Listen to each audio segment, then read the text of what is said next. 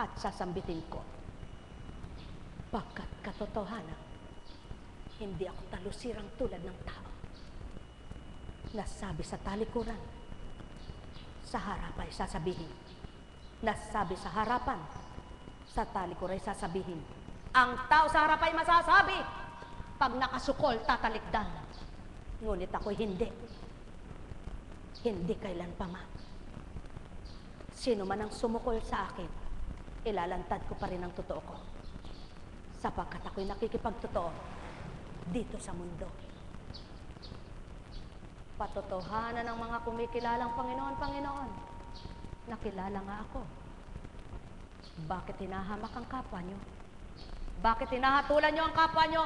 Bakit sinasabi nyo totoo kayo? Paano nasabing totoo kayo? Kung mayroong puwang ang kapwa nyo na di totoo sa puso nyo. Katotohanan ang tinuturan ko. Katotohanan ang tinuturan ko. Ngunit sino ang tatanggap nito? Bagkus magagalit ang di totoo. Nung kang magalit naman kayo, kanino kayo nagalit? Kay Kunching? Magalit man kayo kay Kunching, sino maghahari sa kanya? Bubuhayin niyo ba siya? Kayo ba bumubuhay sa kanya? Bakit kayo pakikinggan niya? Ako ang dapat pakinggan niya. Hindi kayo. Na walang puwang ang puso niyo sa aral at salita ko. Mapapalad ang nakaunawa at nakadama. Tuwirang tatantuin niya. Kilala niya ang espiritu ko. Mahal na mahal ko kayo. Tuwiran ko ang tinuturan. Mahal na mahal ko kayo. Nagkaramenayahan. Nagkaramenayahan. Nagkaramenayahan. Bakit si Constancia hindi naaanyayahan sa mga gawain para mangusap? Sapagkat ang totoo ang wiwikain at hindi matatanggap ng di totoo. Sapagkat magagalit at pinatatamaan ang iisipin. Kailan ako nagpatama? Ang sinasambit ko'y totoo kong nasisilayan. Ang hinahatol ko'y totoo na garawa. Ngunit di ako nagkathang isip man lamang. Sapagkat hindi ako parabula at makata. Kundi ako'y gumawa dito sa lupa. Mahal na mahal ko kayo. Tuwiran kong tinuturan, mahal na mahal ko kayo. Laksang bilang kayo sa mundong ibabaw na ito. Ngunit pakatandaan nyo, sa laksang bilang ninyo,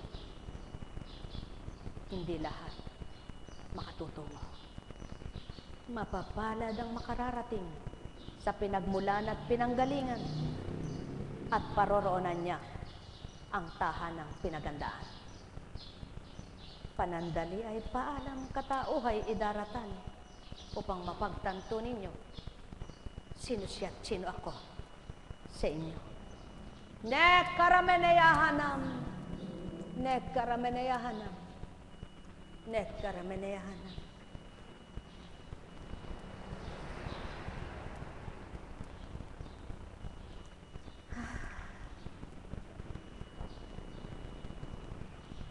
Buhay po ba ang Diyos?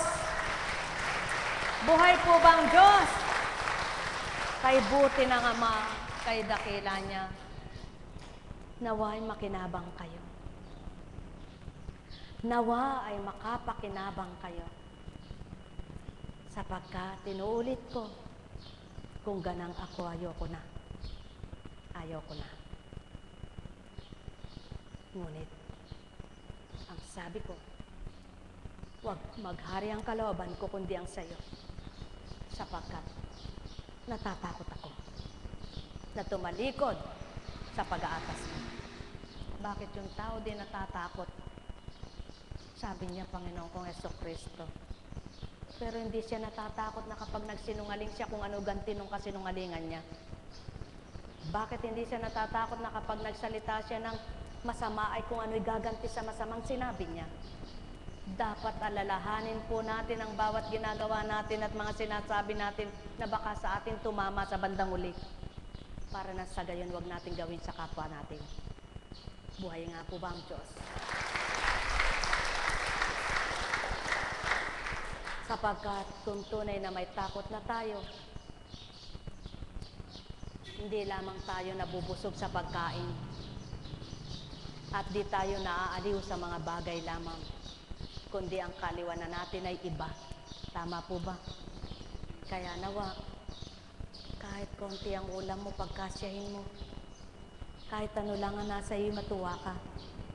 Kahit anong nasa hain, pasalamatan mong Ama. Nang sa gayon, wag nababagot ang buhay mo, kundi natutuwa ka dahil ganun ka lang na pinagkaloob niya. At sa pakikipagtotoo mo, malay mo bukas binago ka na.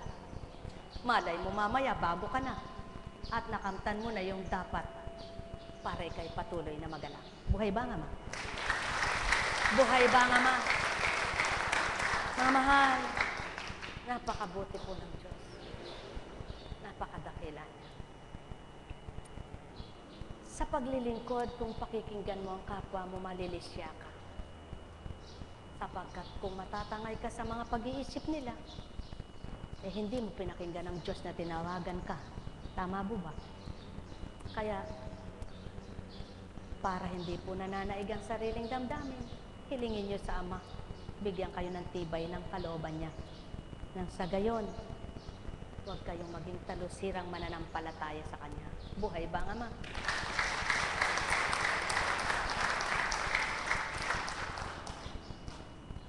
Sa commercial man, kung isang bagay lamang parehas mong pinakikinggan ng mga commercial nila,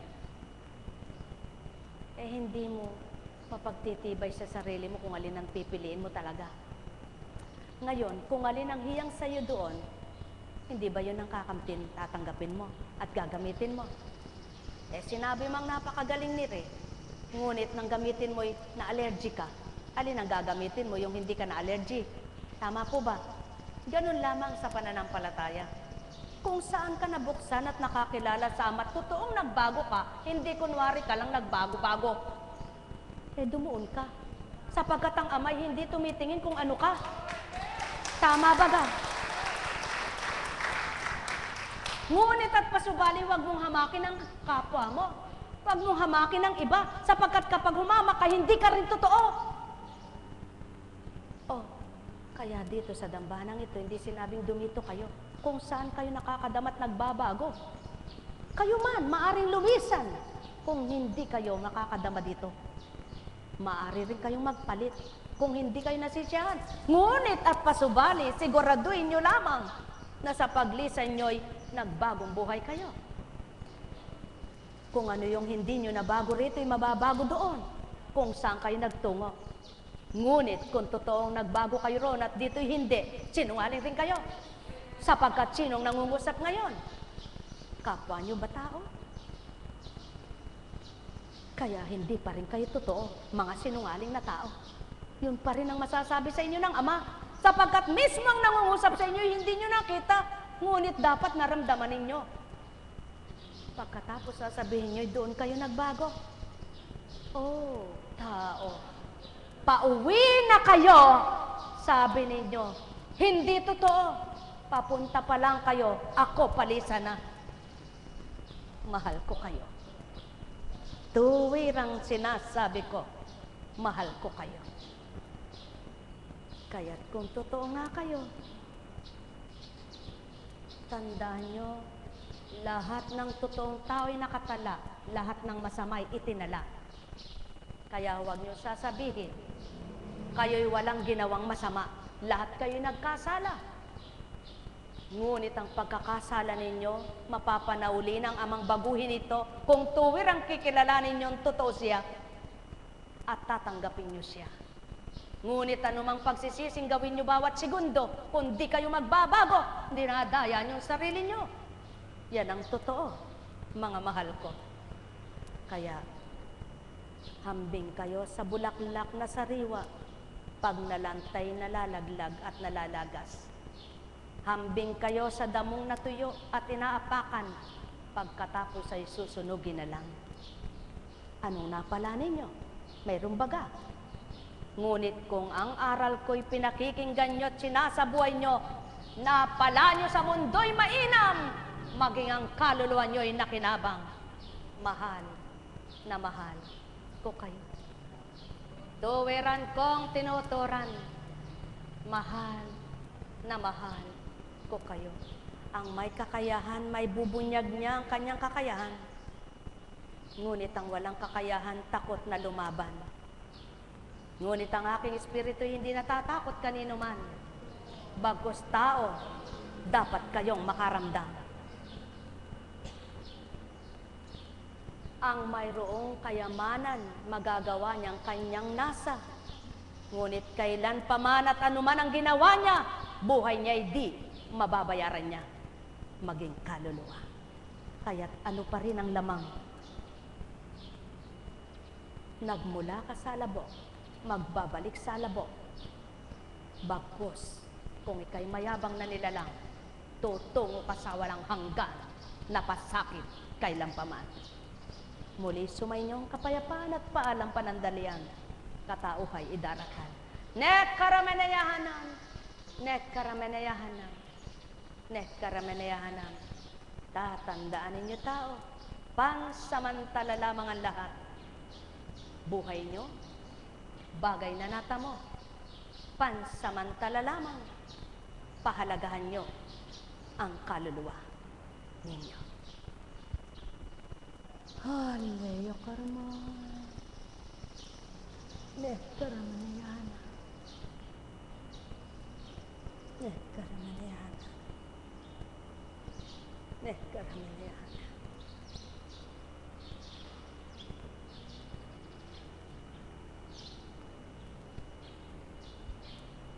Ay, Diyos ko, tama ko. Paano nga ba ang buhay na ito? Kung minsan kapwa lingkod mo, hindi makaunawa sa iyo eh. Paano pa nga ba yung walang nang naunawaan, ano? Kaya ang hirap po. Kung pwede nga lang, solohin ko na lang. At ako'y mag-isa na lang. At gawin ko na lamang kung anong marapat sa akin. Kaya lamang sabi na maliwanag ay ito. At ito po patototohanan kung may natututunan naman ako. Kung ang ilawan ay ilalagay mo sa ilalim ng mesa, paano masisilayan, mababanaag, at anong pakinabang nito? Kaya, kailangan ko pong tumupad. Ang tumanggap ay salamat, ang hindi salamat. Buhay ba ang Ama? At kung papatol ako at tatanggap ako ng salita ng tao, para ko na rin sinabing isa ko roon sa sinungaling na tao, eh ayaw ko pong dayain ng sarili ko. Sapagkat sayang ang mga pinagpaguran ko ng ilang taon. Kaya sa tingnang hihina ako, hinihiling ko sa Diyos palakasin niya ako dahil ayaw ko masayang ang pinagsukuan ko. Pagkatapos ay mapupunta pala sa kawalan, tangang-tanga ako. Hindi lang tanga, ignorante pa ako. Buhay ba ang Ama? Buhay ba ang Ama? Kaya, ipanalangin niyo ako. Tulad ng pagpapanalangin ko rin sa inyo. Kung naniniwala kayo sa akin, salamat. Kung hindi, salamat din. Magandang umaga po. Buhay nga ba ang Ama? At tunay na kaibuti ng Ama. Ang sabi nga ni Berhel, talagang napakabuti ng Panginoon. Sapagkat Apo, iniisip ko kung saan kami kukuha ng bulaklak. Pamaya-maya pumapasok yung may dalang bulaklak, yung si kapatid na Caps. Eto. At alam niyo po ba ang ibig sabihin niyan? Kayo ba'y nalalagas ang pananampalataya niyo? At ang kabuhayan niyo'y nawawala rin sa inyo? Aba, tanggapin niyo ang Amang magbabalik, magpapanauli nito upang muli panaganain niya. Buhay ba ang Ama? Buhay ba ang Ama? Eh, kayo ba na may nakatuon lamang sa biyaya, kaya kayo masaya? Aba, hindi kayo anak ng Ama. Anak kayo ng alupong. Buhay ba ang Ama? Buhay ba ang Ama?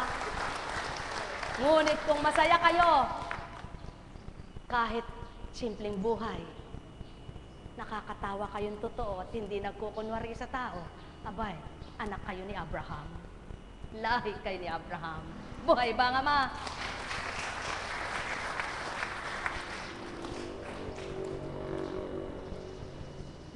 Sa pawang katotohanan lang, kung magbibilang tao nga po ako, abay, hindi ko man lang igagawad ang kamay ko sa inyo eh.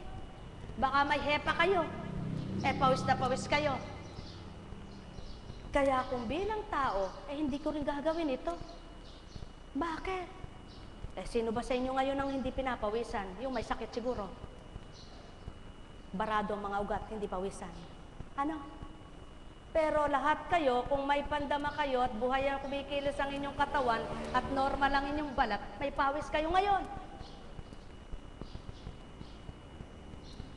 Ano ba amoy ng pawis? Kahit naman mahirap ka, gusto mo ba'y amoy ka ng... ayaw mo yun, ano? Kaya, kung bilang tao rin po, ni hindi ko kayo pagmamanuhin, ni hindi ko kayo dadampian ito. Ngunit dahil sa pag-ibig ng Ama at ang Espiritu niya, lahat kayo, walang bali. Kahit anong maging amoy nito, ang Ama magpapabango sa mga gusto niyang pabanguhin ang amoy nito. Buhay ba ang Ama? Sa gusto niyang makaamoy ng mabangong galing sa Kanya, maamoy niyo'y mabango ito. Ngunit sa gusto niyang mabaho ang maamoy, sigurado mabaho maamoy niyo. Yan ang totoo. Itaga niyo sa bato. Sapagkat, kung bilang tao hindi nga lalabas sa inyo, hindi maglilingkod sa inyo. Bakit? Taas niyo ang kamay kung may nagbayad sa inyo ngayon diyan. At tawagin niyo yung tagalista at iharap niyo kung magkano binigay niyo. Sa makatwid, ba't ka magpapagal ng katangahan na ganito? Kung tao ka, nalilingkodin mo, kapwa-tao mong nagpapakatanga rin sa'yo. Tama ba ga? Sa makatwid ang tumanggap sa Ama at kinilala ang Ama, Espiritu niya'y nadama. Kaya sumunod sa Kanya, tumanggap sa Kanya, nagalak siya. Kaya salamat sa mga nakatanggap, nakakilala, magalak kayo sa Ama. Buhay ba ang Ama? Buhay ba ang Ama? Mamahal, kay buti ng Ama, kay dakila niya, tunay na wagas sa tapat ang pag-ibig niya. Naramdaman niyo ba ga? Nararamdaman niyo ba ga? Kung nararamdaman niyo, ipurihin niyo siya. Sapagkat kung hindi siya mararamdaman, hindi ka masisiyahan. Yan ang pawang katotohanan, mga minamahal. Yamang naisambit mo ng marapat sa kanila, tigibin mo ng pangunawa, o aking Ama. Ang sinumang nasa ika'y tanggapin at kilalanin, ng tuwirang masyahan at magalak ang kalooban. O aking Ama, ikaw ang buhay at siglang, ikaw ang kalusugan, kalakasan. Tuwirang sa'yo lahat nagmumula, ang mabuti pawa. O aking Ama, ikaw ang buhay, bukal na tubig mo'y sa'yo'y pakalinisan. Manamnam nila ng tuwiran, maramdaman nilang ika'y buhay, magdulot ng kagalingan. O aking Amang, puwang mo sa puso, ng bawat anak mo'y italan ilaga, upang maging sila'y marapat, na ikaw ay tuwirang matanggap. Pawang katotohanan, ang lahat ng sa'yo'y tinuturan. Pawang katotohanan, ang sa'yo'y dinatan. Pawang katotohanan, ang sa'yo'y ginagampanan. Masilayan naman nila ng tuwiran. Pawang tapat ka kung magmahal, pawang tapat ang iyong gawa kailanpaman. Ikaw ang tuwirang nakababatid ng lahat. O aking Ama, ikaw ang tunay na hindi mapaparang. Ikaw ang buhay at galak, noon, ngayon at kailanman. Kaya tigibin mo ng gala, tigibin mo ng ligaya, tigibin mo ng pangunaw at kapayapaan. Ang sayo'y tuwirang mananalig na matapat. Sa'yong espiritong hindi nakikita, walang butot lamang tulad nila. Makapasok na tuwiran, makapanahan, maging templo ang katawan, upang tuwiran mong mapagharian ng iyong kabanalan. Nekaramaneyhanam, nekaramaneyhanam, nekaramaneyhanam. Halina kayo, mga kapamilya, lingkod, at pamilya ni Constancia.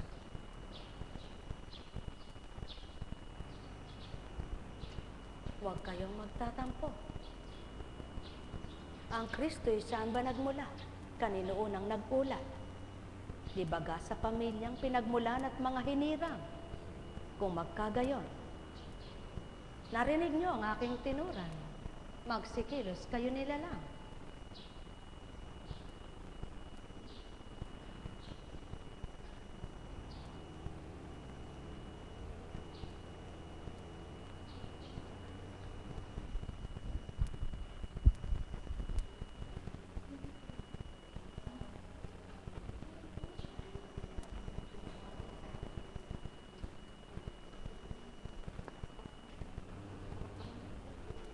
Ikaw,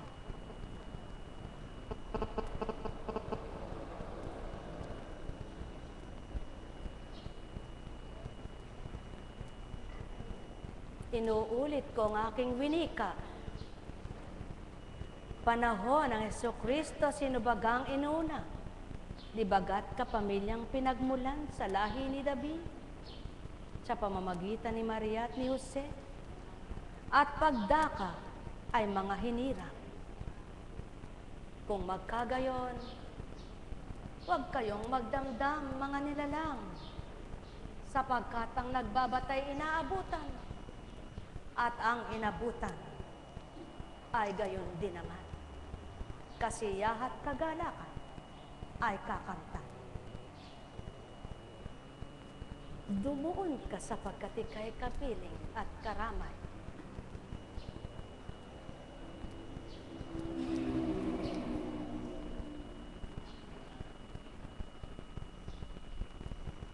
Namnamin niyo ang aking handog at tuwiran niyong isipin sa diwa. Gagawin baga ito ng tulad niyong tao? Bakit niya gagawin ang ganitong pahihirapan ng sarili?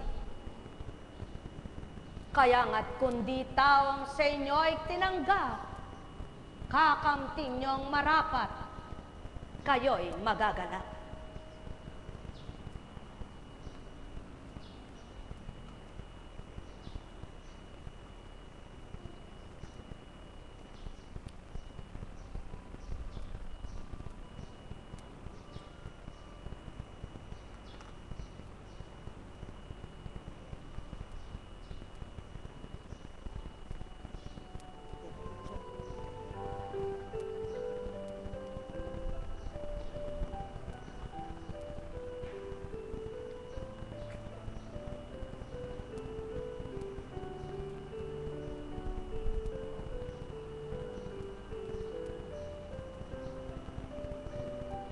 Batang instrumento, sa gawa ko'y kinamtan mo.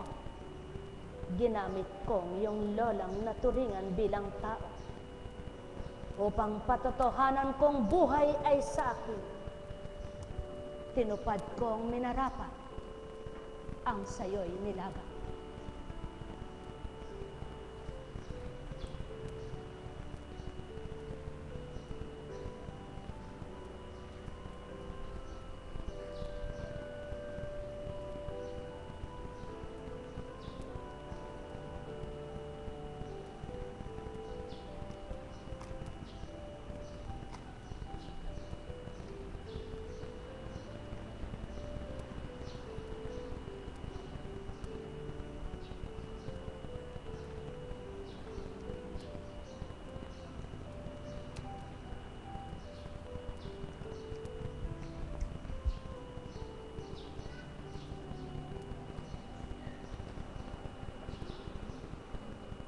hindi taong niluluhuran nyo. Kung ganang kuntsing na pagkatao, bakit nga ba gagawin ito? Subalit sa bawat lagok nyo'y namnamin nyong tuwiran ang sa aking hain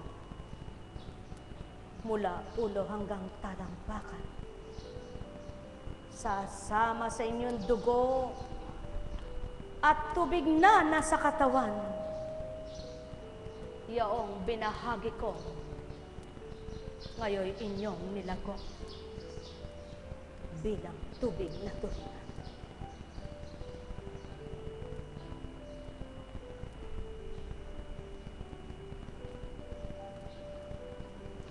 Babae, wiwikain ko ito sa iyo. Anak mo ang sa harapan bilang pagkatao. Subalit, hindi siyang ginalang mo, kundi ako.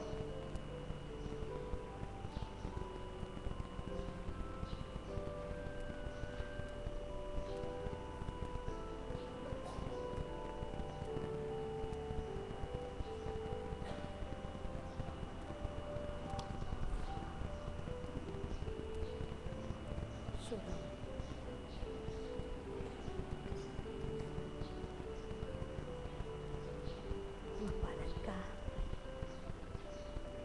Gawin mo nga ang tanggapin mapalad ka. At magaganap sa iyo ang mabuting tinuran.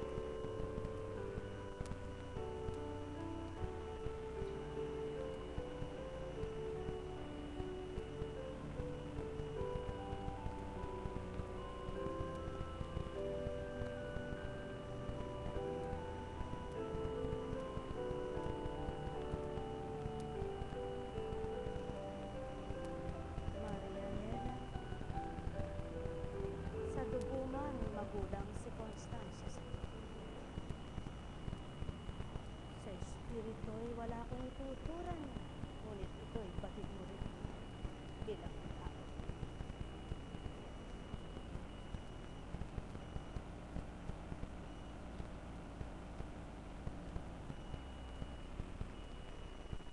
Magaling.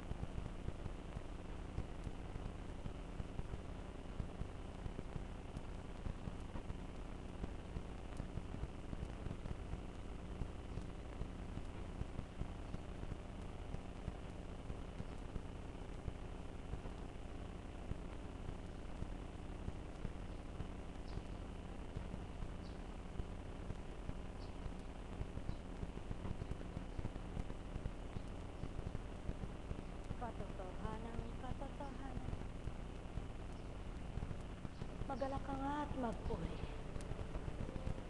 sapagkat di lamang sa malakas at malusog na katawan ang tunay na kagalakan. Niloob mang maganap ito sa iyo.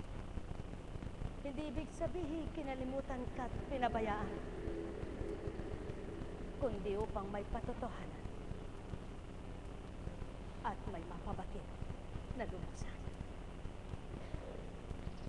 Maabang at batid mo ito bilang lingkod kita kay Constancia. Magalakan ako kung paano nalagok mo ang isang basong di ka nasamid. Patotoo lamang na di taong nagpalagok sa iyo. Sa kalalagayan mo, hindi makadiretsong uminom.